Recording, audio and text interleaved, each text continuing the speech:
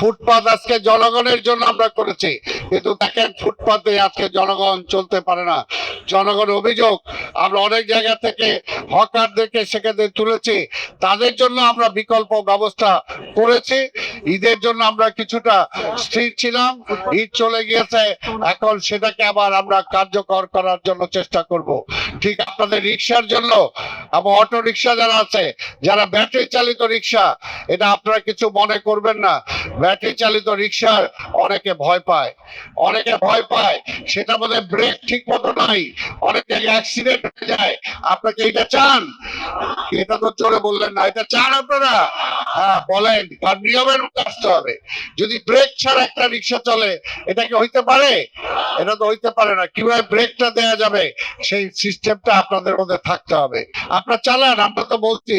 আমাদের মাননীয় প্রধানমন্ত্রী অনেক মানবিক, তিনি বারবার বলেন এই লোকগুলো এই পেশায় নিয়োজিত, তাদেরকে উচ্ছেদ করে দিলে তারা কোথায় যাবে? তাদেরও তো একটা পেট সংসার আছে, তাদেরও পেট চালাইতে হবে, কাজে তাদেরও একটা ব্যবস্থা করে দিতে হবে। আমরা চাই, কিন্তু শৃঙ্খলার মধ্যে থাকতে হবে। এই শৃঙ্খলাটা কি? প্রয়োজনে আপনাদের নেতাদের সাথে আমরা কথা বলবো।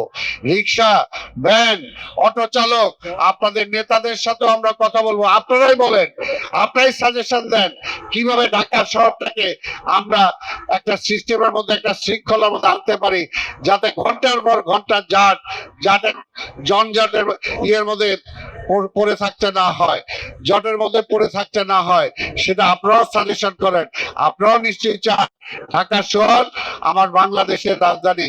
ঢাকা শহরটা কোনোভাবে আমরা চাই না সারা পৃথিবীতে আজকে বায়ুর দিক দিয়ে সবচেয়ে দূষণ শহরকে ঢাকা। এটা নিশ্চয়ই আমাদের গর্বের ব্যাপার না। বর্জ্যের দিক দিয়ে কোনটা খারাপ? ঢাকা। এইটা নিশ্চয়ই আমরা চাই না। বায়ু দূষণের দিক দিয়ে কোনটা? ঢাকা।